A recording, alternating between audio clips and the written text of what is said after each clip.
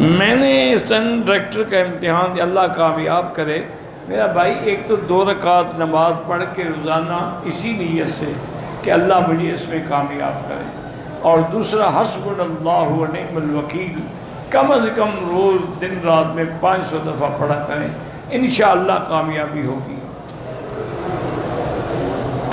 اسماعیلی جو ہے نا جی، ان کے تو کافر ہونے میں کوئی شک ہی نہیں ہے۔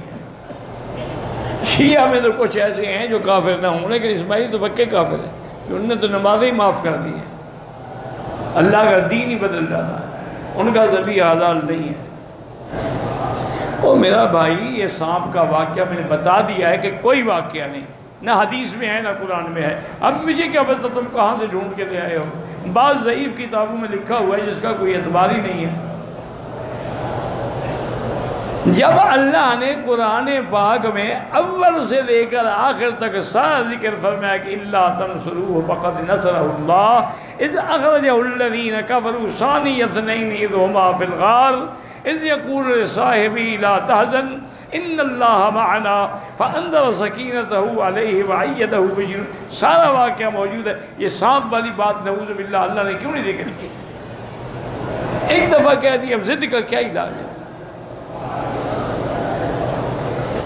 میرے بھائی کی بیٹیاں ہیں، بیٹا نہیں ہے، اللہ اولاد نرینہ بھی عطا فرمائے، اولاد صالح عطا فرمائے۔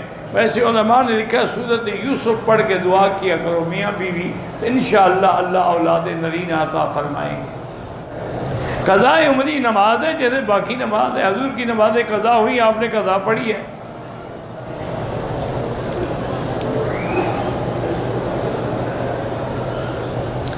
دعا مقبول ہوتی ہے جب رزق حلال ہو اور صدق مقال ہو، یعنی اندر بھی حلال ہو اور زبان پر بھی جھوٹ نہ ہو، اور پھر گڑ گڑا کے اللہ کے آگے رو رو کے دعائیں مانگے، انشاءاللہ ضرور قبول ہوتی ہے۔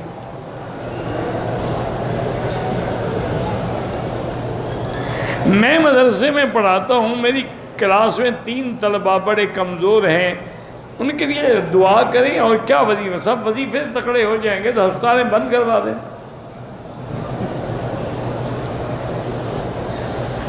کہتے ہیں کہ یہاں سے کفن کا کپڑا خرید کے لے جاؤ، کوئی فائدہ نہیں ہوتا۔ کعبے کا غلاف لے کے تم رام چندر پہ ڈال دو تو وہ بخشا نہیں جائے گا۔ بخشش ایمان سے ہوگی، کفن سے نہیں ہوتی۔ شادی کو 22 سال گزر گئے ہیں، اولاد نہیں ہوتی، پہلے چیک اپ کرایا ہے، نقص کس میں ہے، میاں میں ہے یا بیوی میں ہے؟ جس میں نقص ہے اس کا علاج کراؤ، علاج کے بعد پھر دعا بھی مانگو کہ رب لا تذرنی فردا وانت خیر الوارثین۔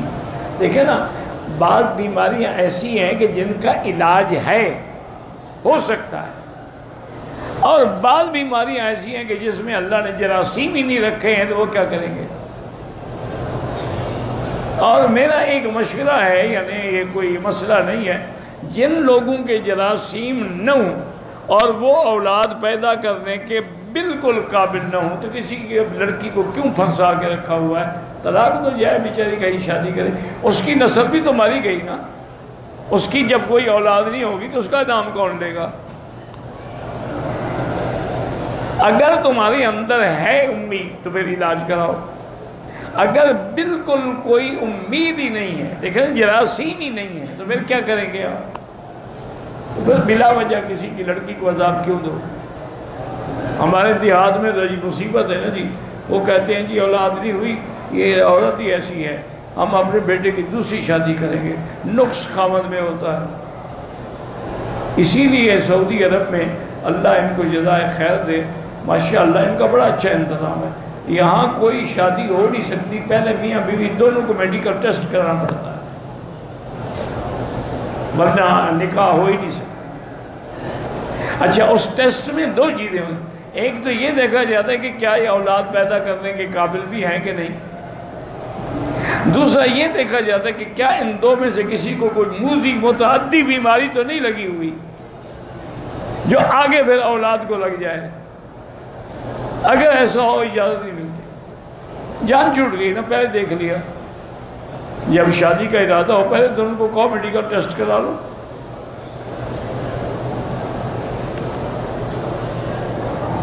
نماز میں سنتیں پڑھنا لازم، سنتیں نہیں پڑھو گے تو انشاءاللہ ایک دن فرض سے بھی معروم ہو جاؤ گے۔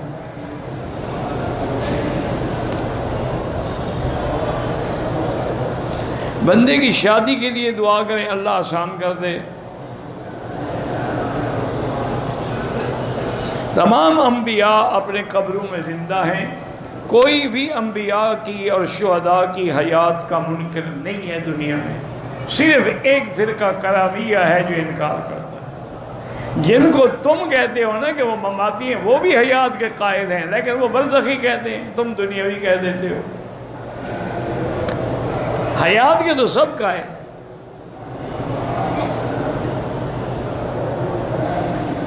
مقام ابراہیم کے 2 رکعت کے بعد، طواف کے بعد 2 رکعت واجب ہے، نہ نفل ہے نہ سنت ہے۔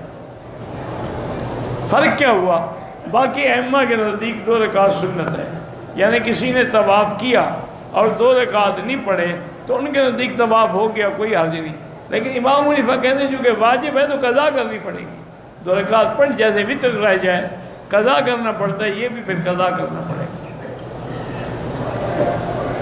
کہتا ہے کہ جی ہاں نماز جنازہ چھوٹوں اور بڑوں کا کٹھے ہوتا ہے، دعا بھی تو کٹھے ہے نا، حینا و میتنا و شاہدنا و صغیرنا و کبیرنا و ذکرنا و سب سبا گئے۔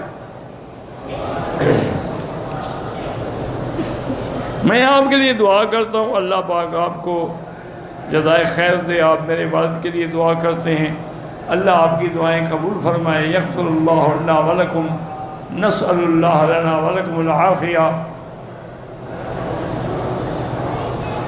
میں نے میقات کی دم پڑھا ہے، 3 عمرے کر لی ہیں۔ دم کا معنی یہ ہوتا ہے کہ ایک بکری ذبح کر کے غریبوں کو کھلاؤ مکے میں۔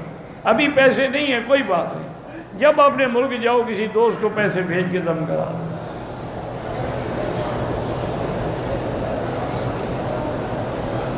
میری بیوی بیٹی نے میرے ساتھ عمرہ کیا، میرے سوا مکہ مکرمہ میقات، ہاں مسجد عائشہ تک تو جا سکتی ہیں محرم کے بغیر، چند عورتیں مل کے، لیکن بہتر ہے آج کل نہ جائیں۔